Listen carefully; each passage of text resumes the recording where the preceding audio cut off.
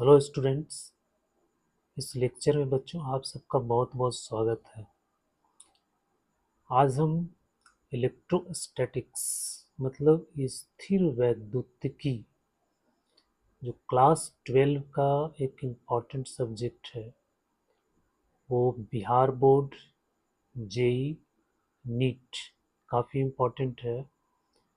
बच्चों आज हम हिंदी मीडियम के बच्चों के लिए जो हिंदी मीडियम से तैयारी कर रहे हैं उसके लिए ये काफ़ी इम्पॉर्टेंट टॉपिक है। तो इसमें सबसे पहले जो है हम लोग को जानना है आवेश के बारे में। बेटा आवेश जो है पूरे इलेक्ट्रोस्टैटिक्स का या यूं कहो कि पूरा 12 का जो क्लास है उसमें आपको हीरो की तरह काम करता है। मेन हीरो आपका आवेश है। तो यहाँ पे देखो आवेश क्या होता है। आवेश किसी वस्तु का एक आंतरिक गुण होता है जिसके कारण वह विद्युतीय और चुंबकीय प्रभाव उत्पन्न करता है। मतलब आवेश जो है किसी वस्तु का किसी पदार्थ का एक आंतरिक गुण है ना, इनहेरेंट प्रॉपर्टीज है। और इसी आवेश के कारण वस्तु इलेक्ट्रिकल इफेक्ट यानी विद्युतीय प्रभाव उत्पन्न करता है और चुंबकीय प्रभाव उत्पन्न करता है। देखो बच्चों, आवेश का SI मात्रक कूलम्ब होता है और 1 कूलम्ब बराबर होता है 1 एम्पियर गुने 1 सेकेंड। अब देखते हैं कि कूलम्ब क्या है। तो जब किसी चालक से 1 एम्पियर की धारा 1 सेकेंड में प्रवाहित हो तो उससे प्रवाहित आवेश की मात्रा 1 कूलम्ब होता है। मतलब अगर किसी चालक से 1 एम्पियर की धारा 1 सेकेंड में अगर प्रवाहित होता है तो उसमें जितना आवेश की मात्रा है उसको हम लोग 1 कूलम्ब बोलते हैं। अब है आवेश का गुण धर्म। समान आवेश एक दूसरे को प्रतिकर्षित तथा असमान आवेश एक दूसरे को आकर्षित करते हैं। आवेश बच्चों दो तरह का होता है, एक होता है धन आवेश और दूसरा होता है ऋण आवेश। ये धन और ऋण में जो बंटवारा किया गया है ये बेंजामिन फ्रैंकलिन ने किया था। उन्होंने बताया था कि एक आवेश जो है धनात्मक होता है, एक आवेश ऋणात्मक होता है। तो जब हम प्लस को प्लस के साथ लाएंगे तो एक दूसरे को प्रतिकर्षित करेगा, माइनस को माइनस के साथ लाएंगे तो एक दूसरे को प्रतिकर्षित करेगा, लेकिन प्लस को जब माइनस के साथ लाएंगे तो एक दूसरे को अट्रैक्ट करेगा, खींच लेगा अपनी तरफ। तो ये पहला गुण है। किसी विलगित निकाय का कुल आवेश संरक्षित रहता है, अर्थात आवेश को न तो उत्पन्न किया जा सकता है और न ही नष्ट किया जा सकता है।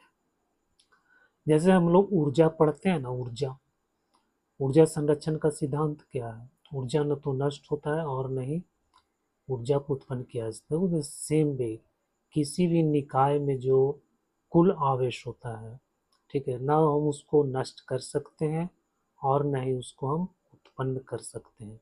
मतलब आवेश संरक्षित होता है। तो इसका दूसरा गुण हो गया। तीसरा गुण है आवेश का योगात्मकता, मतलब एडिटिविटी ऑफ चार्ज। आवेश को बीजगणितीय नियम के अनुसार जोड़ा या घटाया जा सकता है। मतलब आवेश जो है एक अदिश राशि है। आवेश सदिश राशि नहीं है, आवेश एक अदिश राशि है। तो जिस प्रकार से हम अदिश राशि को जोड़ते घटाते हैं उसी तरह से आवेश को भी हम जोड़ घटाव करते हैं। जैसे 4 कूलम और 3 कूलम को जोड़ेंगे तो 7 कूलम हो जाएगा, 4 कूलम में से 2 कूलम घटाएंगे तो 2 कूलम हो जाएगा। तो इस तरह से आवेश को हम जोड़ या घटा सकते हैं। चौथा गुण है बच्चों आवेश का परिमाणीकरण, क्वांटाइजेशन ऑफ चार्ज। परिमाणीकरण का मतलब है कि आवेश, इलेक्ट्रॉन का जो आवेश है वो एक मौलिक आवेश है। मतलब इलेक्ट्रॉन पे आवेश 1.6 × 10⁻⁹ कूलम होता है। ये सबसे आवेश का सबसे छोटा वैल्यू होता है, और इसको हम लोग दो भाग में नहीं बांट सकते हैं, तीन भाग में नहीं बांट सकते हैं। तो ये मौलिक कण जो इलेक्ट्रॉन को है, मौलिक कण इसको बोलेंगे, क्योंकि इलेक्ट्रॉन को हम लोग डिवाइड नहीं कर सकते हैं, ठीक है। और उस पे जो आवेश होता है वो होता है 1.6 × 10⁻⁹ कूलम्ब। तो और भी किसी वस्तु पे जो आवेश होता है वो इसी आवेश का पूर्ण गुणज होता है, इसी आवेश का पूर्ण गुणज होता है। मतलब किसी वस्तु पे आवेश 2e हो सकता है, 3e हो सकता है, 4e हो सकता है, -5e हो सकता है, -6e हो सकता है, इस तरह से आवेश हो सकता है।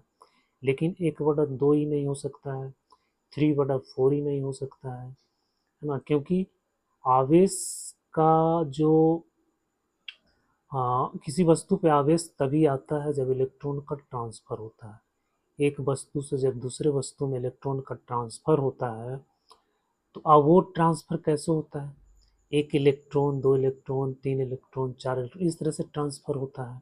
ऐसा थोड़ी है कि आधा इलेक्ट्रॉन ट्रांसफर होता है, 1/3 इलेक्ट्रॉन ट्रांसफर होता है, ऐसा नहीं होता है। तो इसीलिए किसी वस्तु पे जो आवेश होता है ना, वो इलेक्ट्रॉन के आवेश का पूर्ण गुणज होता है। जैसे Q = ±NE। एन कोई नंबर हो गया, ये नेचुरल नंबर 1 2 3 4 5 6 इस तरह से। तो इसी को बोला जाता है क्वांटाइजेशन ऑफ चार्ज। अब पांचवा जो है आवेश पदार्थ के द्रव्यमान से संबंधित होता है। बच्चों, जहाँ द्रव्यमान होता है उसी में आवेश होता है। आवेश का संबंध द्रव्यमान से है। द्रव्यमान ही नहीं है तो आवेश भी नहीं हो सकता है। जैसे फोटोन, फोटोन एक मासलेस पार्टिकल्स है, वो एनर्जी का एक पैकेट है, ठीक है। तो इसलिए उस पर उसका कोई द्रव्यमान नहीं होता है, इसलिए उस पर कोई आवेश नहीं होता है।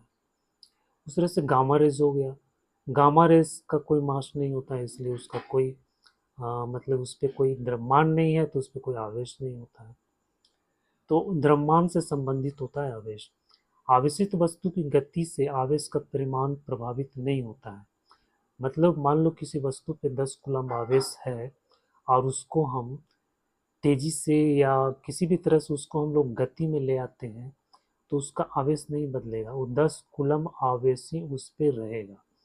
तो वस्तु, आवेशित वस्तु की गति बढ़ाने से, घटाने से, उसको गति में लाने से आवेश पे कोई प्रभाव नहीं पड़ता, उसका परिमाण हमेशा स्थिर रहता है। सातवां है त्वरित आवेश विकिरण उत्पन्न करता है। देखो बच्चों, आवेश को हम एक जगह अगर स्थिर कर देते हैं तो वो विद्युत क्षेत्र उत्पन्न करता है। लेकिन आवेश अगर गति में है, एक समान गति से अगर चल रहा है, तो वो विद्युतीय क्षेत्र और चुंबकीय क्षेत्र दोनों उत्पन्न करता है। लेकिन अगर वस्तु को हम एक्सीलरेट कर देते हैं, एक्सीलरेट करने का मतलब है कि उसकी स्पीड को हम क्या करते हैं, बढ़ाते जाते हैं, बढ़ाते जाते हैं, बढ़ाते जाते हैं, तो उस स्थिति में क्या होगा कि वो रेडिएशन उत्पन्न करेगा, विकिरण, विद्युत चुंबकीय तरंग वो उत्पन्न करेगा, ठीक है। आवेश का सीजीएस मात्रक स्टेट कूलम्ब होता है। एक कूलम्ब में 3 × 10⁹ स्टार्ट कूलम्ब होता है। अब है पदार्थ का आवेशन। ये घर्षण द्वारा होता है, संवहन द्वारा होता है, प्रेरण द्वारा होता है। अब घर्षण, जब दो वस्तुओं के बीच घर्षण होता है, तब एक वस्तु से दूसरी वस्तु में इलेक्ट्रॉन का स्थानांतरण होता है, जिससे एक वस्तु धनावेशित और दूसरी वस्तु ऋणावेशित हो जाता है। जैसे जब ग्लास रड को सिल्क से रगड़ा जाता है, तो ग्लास रड धन आवेशित और सिल्क रड ऋणावेशित हो जाता है। तो ये घर्षण से होता है। जब फ्रिक्शन होता है, घर्षण होता है, तो इलेक्ट्रॉन का ट्रांसफर होता है, और जब इलेक्ट्रॉन का ट्रांसफर होता है तो फिर क्या होता है, आवेश उत्पन्न हो जाता है। जो वस्तु इलेक्ट्रॉन देता है उस पे धन आवेश, और जो इलेक्ट्रॉन लेता है उस पे ऋण आवेश उत्पन्न हो जाता है। संवहन द्वारा, जब किसी आवेशित चालक को किसी दूसरे चालक के संपर्क में लाया जाता है, यानी इसमें सटाया जाता है, उसके कांटेक्ट में लाया जाता है, तब क्या होता है, वो वस्तु भी आवेशित हो जाता है, उसमें आवेश का प्रवाह होने लगता है। प्रेरण, जब एक आवेशित वस्तु को किसी न्यूट्रल वस्तु, न्यूट्रल मतलब उदासीन, उदासीन का मतलब क्या हुआ, उस पर नेट चार्ज जीरो है, तो मतलब उस पर कुल आवेश जो है जीरो है, तो उसके पास जब हम लाते हैं तो वो वस्तु क्या करता है कि अपने से जो विपरीत आवेश है उसको अपनी तरफ अट्रैक्ट कर लेता है, खींच लेता है, और उसके समान जो आवेश है उसको दूसरी तरफ विकर्षित कर देता है, उसको हटा देता है। जैसे धन आवेश को अगर लाएंगे तो ऋण आवेश को अपनी तरफ खींच लेगा, उस वस्तु में जो ऋण आवेश है उसको अपनी तरफ अट्रैक्ट करेगा, और धन आवेश को दूसरी तरफ रिपेल कर देगा। जैसे यहाँ पे देखो फिगर बना हुआ है, ये धन आवेश वस्तु है और ये उदासीन वस्तु है।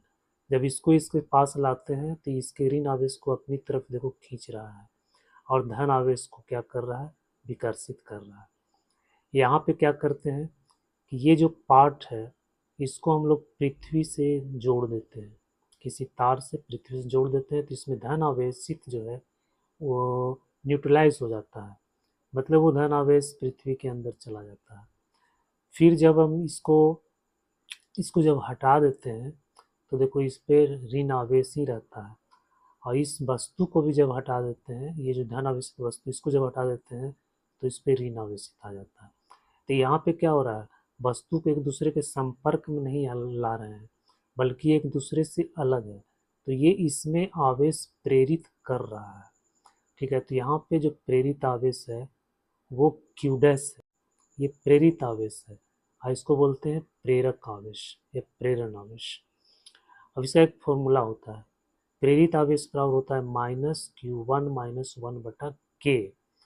के को प्रावैद्युतांक कहते हैं, बस पदार्थ का प्रावैद्युतांक।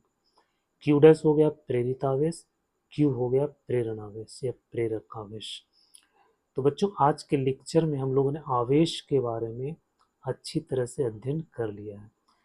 अब इसमें पढ़ना है आपको कूलम्ब का नियम। तो हम लोग पिछले या इसके बाद वाला लेक्चर में हम लोग पढ़ेंगे कूलम्ब का नियम, उसके बारे में हम लोग काफ़ी डिटेल्स में पढ़ेंगे, और उससे रिलेटेड न्यूमेरिकल्स को भी हम लोग सॉल्व करेंगे, और जो जेई नीट वगैरह में बोर्ड वगैरह में आता है तो उस तरह के सवाल को हम लोग सॉल्व करेंगे। तो बेटा आज के लेक्चर में आप सबका बहुत बहुत स्वागत है। इसको आप लाइक करो, सब्सक्राइब करो, कमेंट करो। इस वीडियो को देखने के लिए आपको बहुत बहुत धन्यवाद।